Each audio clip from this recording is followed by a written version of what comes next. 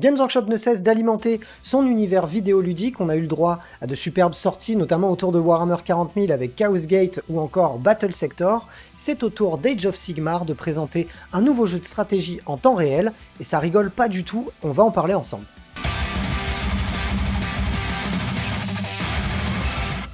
Salut les roommates, mon blast, c'est Félix, vous êtes dans la Wargame Room et aujourd'hui on se retrouve pour que je vous fasse mes retours et mes impressions sur ce jeu Warhammer Age of Sigmar Realms of Ruins, sorti il y a quelques jours sur toutes les plateformes. Bref, petite présentation, on a là à faire un jeu de stratégie en temps réel dans l'univers donc de Age of Sigmar, développé par le studio Frontier, qui a plus ou moins développé que des jeux basés un petit peu sur la stratégie ou encore la gestion.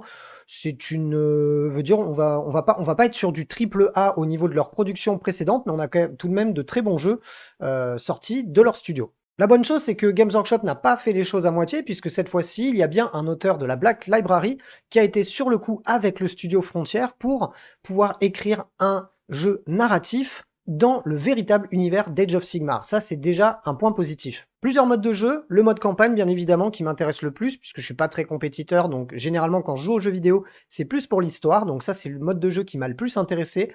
Par contre, on en a plein d'autres, comme par exemple le multijoueur, qui va nous permettre de jouer en 1 contre 1, voire en 2 contre 2, ou encore le mode escarmouche, où on va pouvoir jouer n'importe laquelle des 4 armées présentes dans le jeu. On a aussi un mode de conquête qui va plutôt être un challenge, puisque lorsque vous allez activer le mode conquête, vous allez avoir des batailles qui vont se succéder, et vous n'aurez le droit qu'à un certain nombre d'échecs avant de devoir totalement recommencer depuis le début. Donc j'ai pas encore vraiment poussé ce mode de jeu là, puisque moi j'ai tendance à jouer la campagne, mais je trouve ça intéressant si on a envie de tester ses capacités. Là on est encore contre de l'IA. Et pour terminer, il y a une énorme section de création où vous pouvez créer entièrement vos champs de bataille, des châteaux, des scénarios incroyables. Et là, vraiment, ils ont, je trouve, ultra poussé le concept. Ça fait super plaisir de pouvoir se créer nos propres batailles à nous. Pour aborder le gameplay, eh bien, on retrouve tout ce qui fait, je pense, selon moi, les bons jeux de stratégie. On capture des positions pour établir des camps, et on gagne des ressources que l'on va pouvoir utiliser pour déclencher des capacités spéciales ou encore créer de nouvelles unités. Chaque escouade, chaque type d'unité aura sa petite capacité spéciale,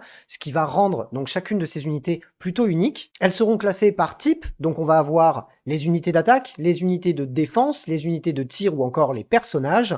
Et là, Games Workshop, enfin du moins le développeur Frontier, a choisi de nous offrir, enfin de nous donner un schéma pour nous faire comprendre qui avait de l'impact sur quoi. Par exemple, les épées battront les boucliers battront les archers, et les archers battront les épées, et ainsi de suite, en cercle fermé, pour nous expliquer un petit peu qu'est-ce qui est efficace contre quoi. Je trouve ça très très clair, facile de compréhension, et c'est une très bonne chose. On retrouve d'ailleurs beaucoup de mécanismes que l'on va retrouver présents sur les tables de jeu dans le Wargame, comme par exemple les mouvements de charge ou encore les désengagements, et ça c'est quelque chose de très appréciable, surtout quand on vient du jeu de plateau. Le tout est super bien géré au niveau du clavier, parce qu'on a une tonne de raccourcis qui nous permettent d'accéder rapidement à chacune de nos unités pour pouvoir déclencher des capacités spéciales ou encore utiliser certaines capacités, comme la charge ou le tir longue distance, et ça c'est plutôt appréciable lorsqu'on gère vraiment beaucoup d'unités, puisque vous allez voir que vous allez vraiment en gérer beaucoup au fur et à mesure que vous allez avancer dans le jeu, et vous allez avoir envie de pouvoir switcher assez facilement entre ces unités-là pour pouvoir les contrôler indépendamment. Et avant d'aller plus loin, si vous voulez aider le studio à se développer encore et encore, je vous invite à vous abonner à la chaîne si ça n'est pas déjà fait, mettre le petit pouce bleu sous la vidéo, rédiger votre meilleur commentaire, activer la cloche. Vous pouvez me suivre tous les lundis soirs à partir de 20h30 sur Twitch. Et si vous voulez aider le studio à monter en compétences au niveau du matériel et au niveau de son staff, vous pouvez vous rendre sur Tipeee et Tipeee Stream. C'est ultra important. On a une petite baisse ces derniers mois, compte tenu du fait que j'ai fait beaucoup moins de contenu, mais je suis de retour et je compte sur vous pour supporter le projet. Tous les liens sont dans la description. Vous pouvez aussi acheter vos figurines via My Hobby Place ou encore vos décors via MyScenery et vos tapis de jeu via Torek. Pour ce qui est des points positifs, après une vingtaine d'heures de jeu, même peut-être quasiment 30 maintenant, je trouve que c'est super appréciable d'avoir un jeu entièrement doublé en français. C'est ultra rare, voire il me semble que, je veux pas dire de bêtises, mais en tout cas ça n'a pas été beaucoup fait, et ça fait super plaisir. On n'a pas juste des sous-titres. Tout a été littéralement traduit en français avec une très belle bande sonore. Donc ça, c'est très appréciable et je salue clairement le geste. Le jeu en campagne a un réel intérêt, on n'est pas uniquement sur des batailles qui se succèdent les unes après les autres, on a des cinématiques entre les batailles, des vraies cinématiques, donc ça pareil c'est plutôt appréciable lorsqu'on voit le travail qui a pu être fait par exemple sur Battle Sector, qui était incroyable selon moi pour Warhammer 40 000, mais qui clairement manquait un peu de contenu narratif, et de même d'ailleurs pour Chaos Gate, on avait quand même que très peu de narration, on se contentait d'enchaîner les batailles, et là on est vraiment content de pouvoir suivre des personnages, des héros nommés, bien qui vont affronter les hordes de Nighthaunt ou encore de disciples de Tzeentch, ou encore les Orruk, et c'est vraiment appréciable.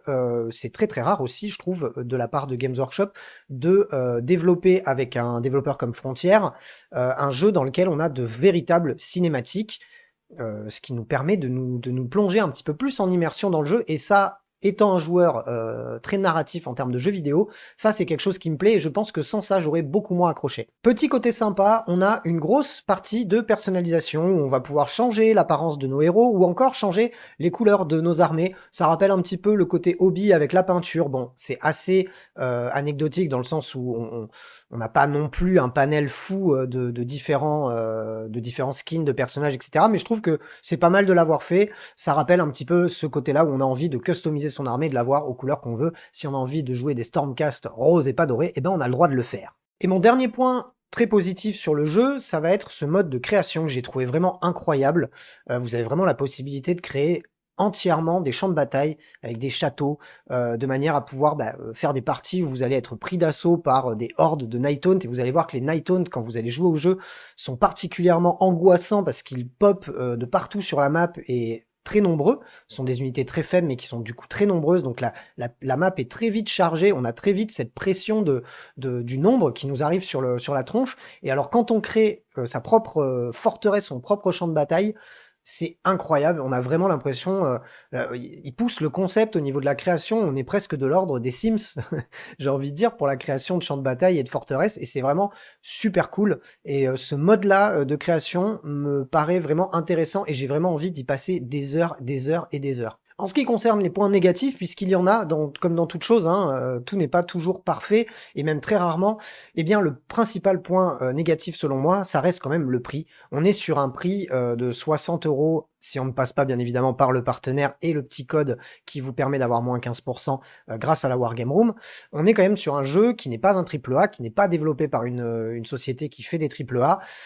Et d'ailleurs, on va le voir dans les autres points négatifs. Je trouve que mine de rien, le coût est peut-être un petit peu élevé, surtout quand on voit qu'il y a déjà du contenu additionnel disponible pour une quinzaine d'euros qui vous rajoute uniquement des principales propositions de personnalisation de personnages, etc. Moi j'aurais préféré qu'on rajoute peut-être des unités entières, des armées, pourquoi pas. Donc ça donne un petit peu là sur ce qui va sortir par la suite. Très certainement du contenu donc payant, des DLC payants, et j'ai trouvé que celui-là, déjà, une quinzaine d'euros pour quelques skins et quelques personnalisations en plus, c'était peut-être un petit peu cher payé, donc ça sera mon premier point négatif. Deuxième point, graphiquement, mine de rien, on est quand même encore sur quelque chose de, selon moi, encore un petit peu daté, même s'il y a une énorme évolution au niveau des productions jeux vidéo de la part de Games Workshop depuis quelques années, on est encore sur quelque chose, selon moi, un tout petit peu daté. Par exemple, la bande-son, qui est super intéressante, est quand même très mal posée sur les bouches des personnages lorsqu'ils parlent. On va avoir quand même quelques bugs de texture par-ci, par-là. Pas d'effet de lumière complètement ouf, et surtout beaucoup de textures en copier-coller, parce que j'imagine que ce jeu-là n'a pas été développé par 400 personnes au sein d'une énorme firme de jeux vidéo, et c'est pour ça que ce point négatif-là, il est à prendre, je trouve, quand même avec des pincettes, dans le sens où on sait où on va, on n'est pas chez Ubisoft ou encore chez Red Project. Là, on est clairement sur quelque chose de très qualitatif, mais il faut aussi le remettre dans le contexte. On est sur un développeur qui n'a pas 500 employés à mettre sur une seule et même licence pendant 10 ans de développement. Donc, petite lacune à ce niveau-là, mais franchement, ça ne retire aucun plaisir au jeu en lui-même. L'IA, par contre, peut quelquefois être un petit peu capricieuse. Bon, c'est rare de trouver un jeu vidéo dans lequel les IA sont parfaites. Elles sont souvent d'ailleurs loin d'être parfaites. On a des petits bugs d'intelligence artificielle, notamment quand on veut déplacer des unités ou que des unités nous attaquent. Elles vont, au lieu de venir direct en nous voyant, bah, elles vont presque nous contourner, faire un angle droit pour venir nous attaquer. Ou nous alors, quand on va vouloir contourner un point, eh bien si on a trop d'unités, les autres vont partir dans l'autre sens, mais peut-être revenir dans l'autre sens, et mettre 3 fois de changement de distance avant de venir sur le point qu'on avait sélectionné. Voilà. Au niveau de l'IA, il y a un petit peu de travail à faire, notamment aussi au niveau des ennemis, qui, comme je vous dis, vous attaquent un petit peu à la ZUB. Rien de trop grave là non plus, rien qu'on a rarement ou jamais vu sur d'autres jeux, mais je tenais tout de même à le souligner aussi. Et pour terminer sur les points négatifs, c'est un point négatif sans en être un, dans le sens où je pars du principe que désormais les jeux vidéo, lorsqu'ils sortent, nous promettent d'autres contenus. C'est un mal et un bien, dans le sens où quand un jeu sort et qu'il n'est pas bien abouti, c'est une possibilité pour le développeur de pouvoir l'arranger. Je me rappelle des Morrowind quand j'étais gamin qui était complètement buggé, où les joueurs eux-mêmes ont dû faire des mods pour pouvoir débugger le jeu tellement c'était un enfer, et pourtant c'était quand même The Elder Scrolls, donc c'est quand même pas une petite entreprise.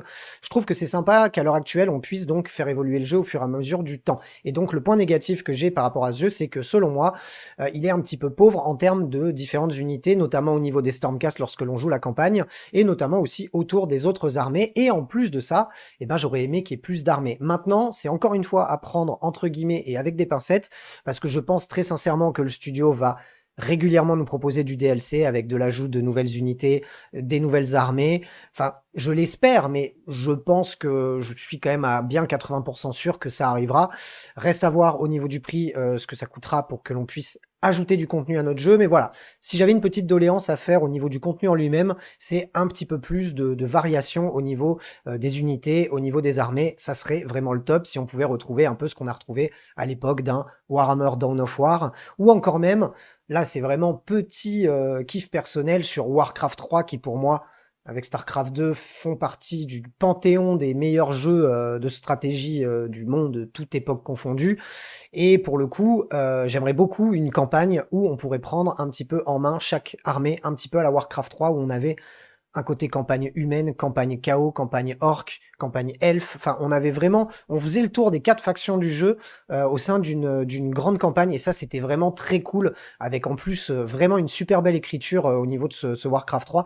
Et j'espère vraiment qu'ils m'écouteront sur cette doléance-là, parce que s'ils font ça, clairement les gars, il rentrera très certainement dans ce qui fait partie de mes jeux préférés de stratégie. Mais à voir, je m'avance peut-être un petit peu trop. En conclusion, dans l'univers en tout cas d'AOS, de Battle, lorsqu'on ne prend pas en compte Warhammer Total War, qui est incroyable et gigantesque, bourré d'add-ons, mais qui personnellement n'est pas vraiment ma came en termes de jeu de stratégie, c'est plus de la gestion de stratégie Enfin, ça me plaît un petit peu moins. Si on met ce jeu hors concours, selon moi, on est là sur clairement ce que Games Workshop a pu proposer de mieux ces dernières années en termes d'Heroic Fantasy, donc que ce soit Age of Sigmar ou Battle, et ça fait plutôt plaisir, et je trouve que c'est vraiment une bonne chose. Et bien évidemment, j'en attends plus pour la suite, plus de contenu, du contenu narratif, rajouter de la campagne, rajouter des armées, rajouter des unités. Il y a énormément de choses à faire dans ce jeu, vous pouvez largement y passer 20, 30, 40, et si vous jouez en réseau, en multijoueur, vous pouvez largement passer la centaine d'heures, je pense, sans trop vous ennuyer.